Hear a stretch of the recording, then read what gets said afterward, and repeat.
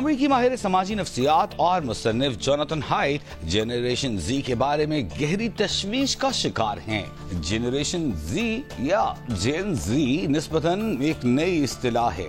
اس سے مراد وہ نوجوان ہیں جو 1997 سے 2012 کے درمیانی عرصے میں پیدا ہوئے۔ اپنی کتاب دی اینشیس جنریشن میں مصنف نے اس نسل کی ذہنی صحت پر ضرورت سے زیادہ لاڈ کرنے والے والدین، اسمارٹ فونز اور سوشل میڈیا کے منفی اثرات پر شدید فکر مندی کا اظہار کیا ہے۔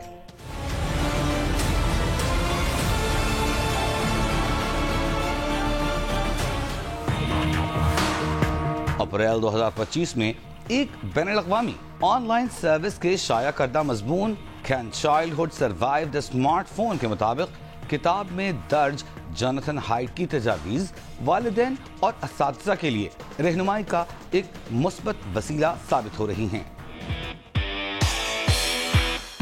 ان تجاویز میں تعلیمی اداروں میں اسمارٹ فونز پر مکمل پابندی اور عام زندگی میں اسمارٹ فونز اور سوشل میڈیا کا استعمال محدود کرنے پر زور دیا گیا ہے۔ کتاب میں والدین اور اساتذہ کی جانب سے بچوں کی ذہنی صحت کے لیے مشترکہ طور پر اقدامات کی ضرورت بھی اجاگر کی گئی ہے۔ یہ ڈیپینڈ کرتا ہے پیرنٹس کے اوپر کہ بچے کس طرف جا رہے ہیں۔ اگر تو آپ نے ان کو موبائل دے دیا ہے اور وہ بیٹھے ہوئے کسی بھی چیز کے اوپر آگے پیچھے جا رہے ہیں اور ویڈیوز دیکھ رہے ہیں تو ظاہر سی بات ہے جو چیز وہ دیکھیں گے وہ چیز اڈاپٹ کریں گے۔ ہم بہت زیادہ توجہ لانے کی کوشش کرتے ہیں، اس کے لیے جو ہے بہت سی چیزیں ایکٹیویٹیز ارینج کرتے ہیں تاکہ بچے جو ہیں ان سے ہٹیں، پر یوزلی آج کل انفارچونیٹلی یہی چل رہا ہے کہ بچوں کی جو توجہ ہے وہ ریلز کی طرف اور اس طریقے کی ہی جانب ہے زیادہ تر۔ 90 کی دہائی میں جنم پانے والوں کے والدین اور اساتذہ کا تعلق عموماً جنریشن ایکس سے ہوتا ہے۔ جنریشن ایکس یا جین ایکس 1960 سے 1980 تک دنیا میں آنے والے لوگوں پر مشتمل ہے۔ کیا دیکھ کیا رہا ہے یہ بڑا میٹر کر رہا ہے، کیونکہ مانیٹرنگ نہیں ہو رہی ہے پیرنٹس کی، جس کی وجہ سے وہ ایک بیہیویئر اس کا بہت ہائپر پہ جا رہا ہے۔ لہٰذا انسانی تعلق اور عمر میں فرق کے اعتبار سے جین زی کی ذہنی تربیت کے لیے جین ایکس کو موزوں ترین قرار دیا گیا ہے۔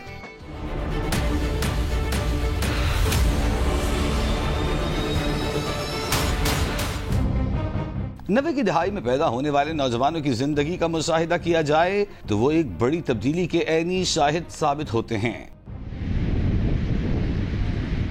کیونکہ وہ اپنے ہمجولیوں کے ساتھ کھیل کے میدان اور گلی کوچوں میں کھیلتے کودتے گھومتے پھرتے زندگی کو بھرپور طریقے سے محسوس کرنے والے آخری لوگ ہیں۔ اپنی ابتدائی زندگی میں اپنی پچھلی نسلوں کی طرح یہ بھی آزاد لوگ تھے، یہ بھی سینہ تان کر جینے اور کھل کر سانس لینے والے لوگ تھے، آنکھوں میں آنکھیں ڈال کر بات کرنے والے لوگ تھے، لیکن اپنے بچپن میں ہی چند جدید آلات کی ایجاد کے سبب ان کا طرز زندگی اچانک بدلنا شروع ہو گیا۔ کمپیوٹرز کے نت نئے ماڈلز، لیپ ٹاپ کی جدید اقسام اور سب سے بڑھ کر موبائل فونز جین زی کی زندگی بدلنے والے آلات میں سر فہرست ہیں۔ پرانے زمانے میں اگر ہم اپنے وقت کی بات کریں، ہم 80s 70s 90s کے بچوں کی بات کریں تو کمپیریزن تب بھی تھا، لیکن تب آپ کمپیئر کس سے کرتے تھے؟ جو بندہ ٹی وی اسکرین پر آ رہا ہوتا تھا، کوئی ماڈل ہوتی تھی، کوئی ہیروئن ہوتی تھی، کوئی فیملی ہوتی تھی۔ جب آپ نے اس کو خود ٹرین کیا ہے کہ اسکرین موومنٹ ساؤنڈ کے بغیر آپ کے اندر جائے گا ہی نہیں، ہضم نہیں ہو سکے گا، گانے سنوانا، بیہودہ چیزیں دکھانا، ان کو خود بھی دیکھ رہے ہیں، پھر ان کے ساتھ تو اسی طرح کا انفلکس آئے گا جس طرف آپ اشارہ فرما رہے ہیں۔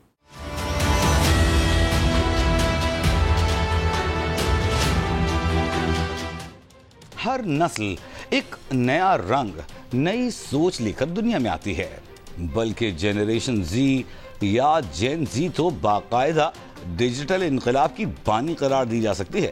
یہ وہ نسل ہے جو دو الگ الگ دنیاؤں سے تعلق رکھتی ہے۔ ایک زمانے میں یہ لینڈ فونز کی گھنٹی بجنے پر اٹھ کھڑے ہوتے تھے، پھر چند ہی برسوں بعد موبائل اسکرین پر نئے نوٹیفیکیشنز دیکھ کر ان کی آنکھیں چمکنے لگتی تھیں۔ پھر اس نسل نے یہ وقت بھی دیکھ لیا جب لائک کا مطلب لازماً پسندیدگی نہیں ہوتا اور دل کا نشان کسی بھی طور محبت کا پیغام نہیں ہوتا۔ اگرچہ ان کے ہاتھ میں کبھی کاغذ پر چھپی کتاب بھی ہوا کرتی تھی، انہوں نے واقعات، مسائل اور نعروں پر ہیش ٹیگز بھی دیکھے اور خود بھی لگائے. پھر انہوں نے رومانی اور جمالیاتی احساسات کو میمز کی شکل میں برباد ہوتے بھی دیکھا. ان کے ذہنوں میں سوال بھی ہوتے ہیں اور دلوں میں بچا کچا درد بھی. جو ہماری پرابلمس ہیں, جو ہمارے فیلیئرز ہیں, ان کے اوپر ہم کبھی بھی سوشل میڈیا پر آ کر کھل کے بات نہیں کرتے. میجر روٹ کاز آج کے وقتوں کے اندر ہے وہ یہی سوشل میڈیا یا انٹرنیٹ یا ٹیلی فون یا اسکرین کا اوور استعمال.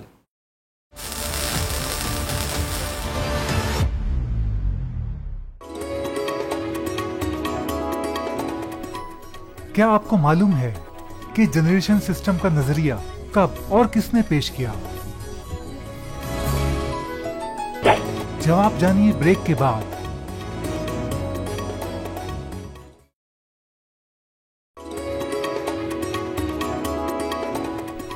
جنریشن سسٹم کا نظریہ 1990 کی دہائی میں مصنفین ولیم اسٹراس اور نیل ہاف نے پیش کیا.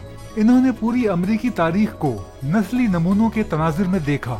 یہ نظریہ عوام پر کافی اثر انداز ہوا اور یہ نسل در نسل بدلتی سماجیات میں دلچسپی کا سبب بنا. اس نظریے کی ابتدا کارل منہم کی 1920 کی دہائی میں کی گئی تخلیق سے جوڑی جاتی ہے.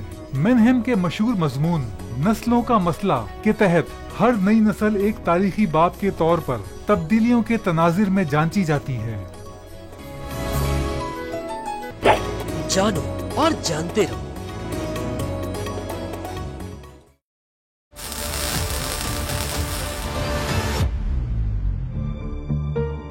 یہ اچھے اور حقیقی زندگی سے بھرپور ماضی کو یاد بھی کرتے ہیں، لیکن ڈیجیٹل دنیا کی غیر حقیقی رنگینیوں میں اسے بھول بھی جاتے ہیں.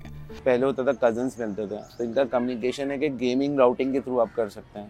اگر یہ کسی اور سے راؤٹنگ کریں گیمنگز کے اوپر تو یہ ان کا کمیونیکیشن اچھا ہو سکتا ہے. یہ سوچتے ہیں مگر کم، یہ بولتے بھی ہیں لیکن خاموش ہو جاتے ہیں. انہیں کھلا آسمان پسند ہے، موبائل اسکرین کے روشن ہونے تک. لیکن ان کے بعد کی نسل تو مکمل طور پر مختلف ہے. ہم بھی آئیڈینٹیفائی کر لیتے ہیں کہ یس انہوں نے سرٹن ریلز دیکھی ہیں، جیسے بہت زیادہ ریلز کا ٹرینڈ بن گیا ہے اور اس سے وہ لینگویج انہوں نے پک کر لی ہے، تو ان کے اس سرٹن ورڈ سے ہم بالکل آئیڈینٹیفائی کر سکتے ہیں کہ ان کا موبائل کا یوزیج کتنا ہے اور یہ کون سا کانٹینٹ دیکھ رہے ہیں موبائل فونس پہ. جیسے سپوز بچے ریلز دیکھ رہے ہیں، بچے کوئی شارٹس دیکھ رہے ہیں، اس میں جو لینگویج دے آر یوزنگ وہ لینگویج بچوں کی چھوٹا بچہ ہی دیکھ رہے ہیں. اگر چھوٹا بچہ ہی وہ لینگویج پک کر لیتا ہے، کیونکہ چھوٹے بچے زیادہ جلدی پک کر رہے ہوتے ہیں، تو وہی وہ ورڈس فوراً پک کرتے ہیں، پھر وہ اس کو امپلیمنٹ کر رہے ہوتے ہیں لائف پہ، وہ بول رہے ہوتے ہیں. جنریشن زی کے بعد جنریشن الفا کا دور آتا ہے، یعنی وہ بچے جو لگ بھگ سال 2010 سے سال 2024 کے درمیان کسی وقت پیدا ہوئے. جن الفا جنریشن الفا سے تعلق رکھتے ہیں. اس جنریشن کا سیل فون سے ناتا پیدائشی طور پر جڑا ہوا ہے. ان کی تعلیم، ان کا کھیل کود، ان کا میل جول سب کچھ موبائل کے ذریعے ہوتا ہے. اس نسل سے تعلق رکھنے والوں کو موبائل کے بغیر زندگی گزارنے کا کوئی تجربہ ہے نہ وہ اس کا تصور کر سکتے ہیں، بلکہ شاید وہ اس بارے میں سوچنا بھی نہیں چاہتے. لیکن ایک جانب ان کی زندگی کا ہر کام موبائل کے کی بورڈ پر انگلیاں چلا کر انجام پا لیتا ہے، تو دوسری جانب وہ زندگی کی فطری روانی اور رنگینیوں سے بہت دور نکل گئے ہیں. کوئی فلٹر نہیں ہے، جو پاپ اپ ہو رہا ہے، جو وہ چاہ رہے ہیں کہ یہ پاپ اپ ہو، اور یہ ظاہر ایک دلچسپی رکھتا ہے، اس کے اندر انگیج کر رہے ہیں. اسی وجہ سے آپ کو یہ جو کیسز تیزی سے بڑھتے ہوئے نظر آ رہے ہیں، وہ اسی وجہ سے نظر آ رہے ہیں. سوشل میڈیا پر ہمیشہ یہ بتایا جاتا ہے کہ وہ 18 سال سے کم عمر کے بچوں کے لیے نہیں ہے، تو یہیں سے سمجھ آتا ہے کہ اس کے پیچھے ڈیفینیٹلی کوئی وجہ ہے، تبھی وہ 18 سال سے کم عمر بچوں کے لیے موزوں نہیں ہے. ڈیجیٹل آلات تیار کرنے والی کمپنیوں نے خاص طور پر ذہنوں کو اپنی ایپس اور گیمز کا عادی بنانے کے لیے خاص اقسام کے الگوریدمز کا جال بچھا ڈالا ہے. وہ بچوں کے وقت، توجہ اور جذبات کو صنعتی مصنوعات کی طرح استعمال کرتے ہیں. جوناتھن ہائٹ کی یہ کتاب دنیا کو یہی سوچنے پر اکسا رہی ہے.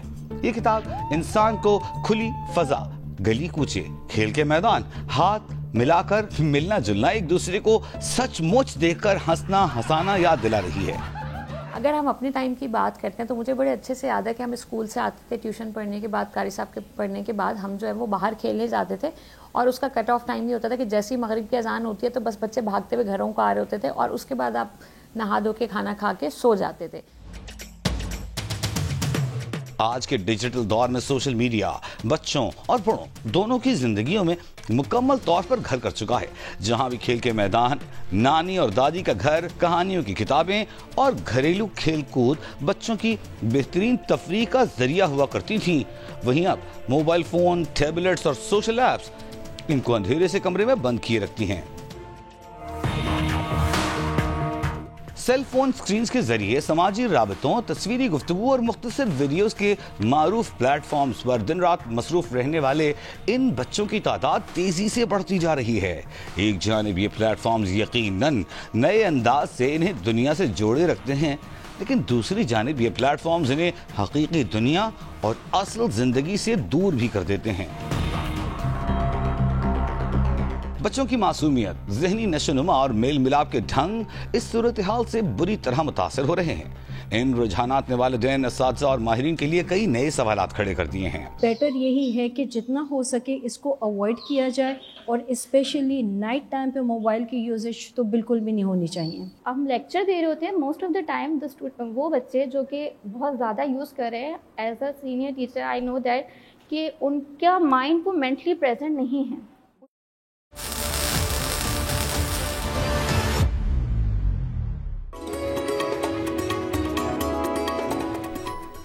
کیا آپ کو معلوم ہے کہ سب سے پہلا سوشل میڈیا نیٹ ورک کس نے ایجاد کیا؟ جواب جانیے بریک کے بعد.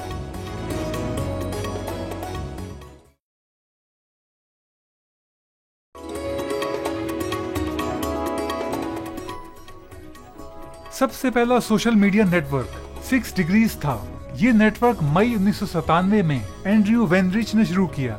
6 ڈگری کو online social networking کے تصور کو آگے بڑھانے کے لیے بڑے پیمانے پر جانا جاتا ہے. اس کا مقصد صارفین کو پروفائلز بنانے اور دوستوں سے رابطہ قائم کرنے میں معاونت فراہم کرنا تھا. جانو اور جانتے رہو.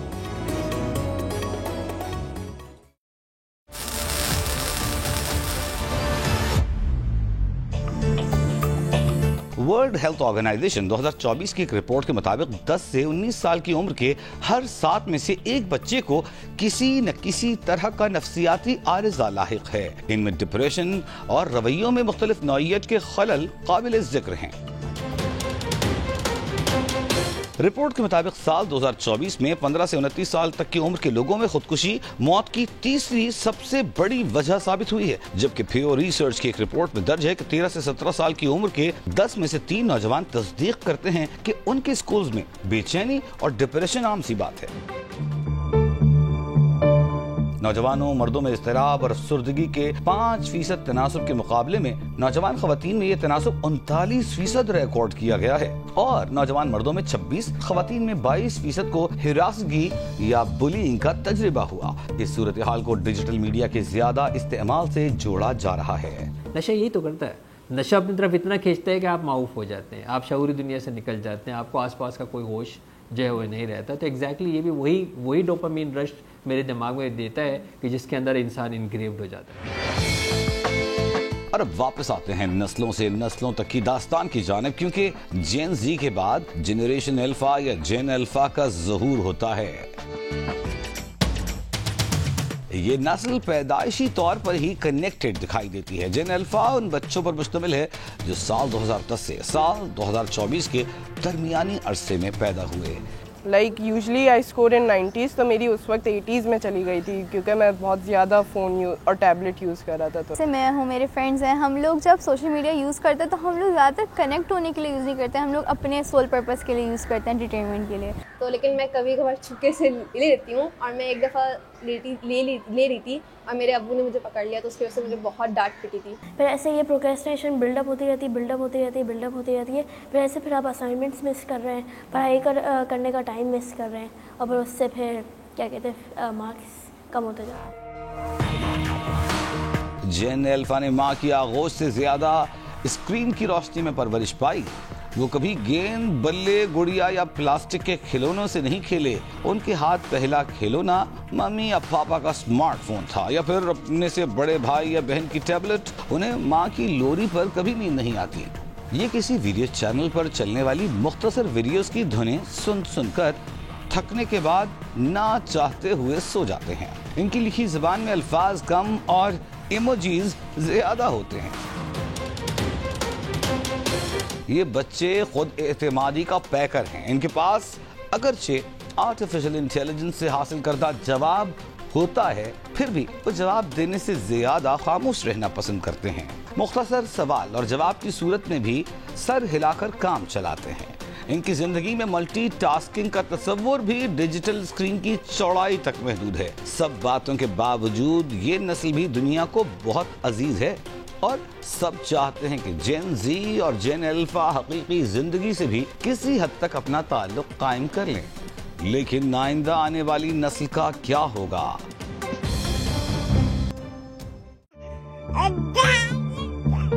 یہ آئندہ آنے والی نسل جین بیٹا آپ سے مخاطب تھی۔ اس نسل کی اصل دوستیاں شاید روبوٹ سے ہوا کریں گی یا شاید یہ ہولوگرامز کے ساتھ ہی باتیں کیا کریں۔ ان کے جذبات کا اظہار صرف اور صرف ایپس کے ذریعے ہوا کرے گا۔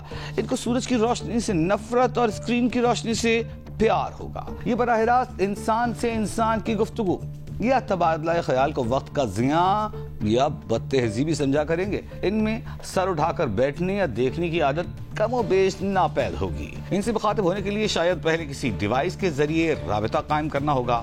غار کے دور کے انسان کی طرح شاید انہیں بھی صرف ایک بند، اندھیری اور تنگ سی پناہ گاہ درکار ہو، اور کوئی بعید نہیں کہ جین بیٹا اپنی اگلی نسل کا سارا پروگرام اس کی پیدائش سے بہت پہلے خود ہی ڈیزائن کر ڈالے۔ تو آج کے تیز رفتار ڈیجیٹل اور مصروف دور میں سوال یہ بنتا ہے کہ آنے والے ان بچوں کا اصل انسانی بچپن کیسے بچایا جائے؟ ماہرین کا ماننا ہے کہ اگر بچوں کا اسکرین ٹائم محدود کر دیا جائے تو کچھ بات بن سکتی ہے، البتہ انہیں اس کے لیے خاص تربیت درکار ہوگی۔ فادر سے آپ کے بچے نے گیم دیکھتا تھا، گیم کو میں نے پوز کیا، میں نے کہا آپ کون ہو؟ عیسیٰ اپنی اسٹوری بتاؤ۔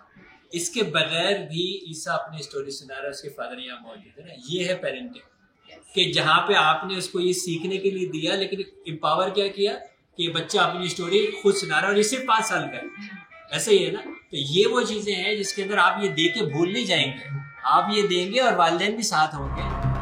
کتاب، کھیل، قدرت اور فنون سے بچوں کی قربت بڑھانا ایک مؤثر حل ہو سکتا ہے۔ جیسے کووڈ-19 میں کتابیں پڑھنے کا رجحان دوبارہ بڑھنا شروع ہو گیا تھا، کہانیاں پڑھنا اور سنانا بھی اچھی مشق ہے۔ ماہرین کا کہنا ہے کہ آج اور اگلی نسل کے بچوں کو سہولتیں، پیسے اور آلات سے زیادہ اپنے والدین اور اساتذہ کا وقت درکار ہوگا۔ لہٰذا بچوں کے ساتھ بیٹھ کر کھانا پینا، ہنسنا، بات کرنا اور گھومنا پھرنا زندگی کی اولین ترجیحات میں شامل کر لینا ہی آج ہم سب کے لیے بہتر ہے۔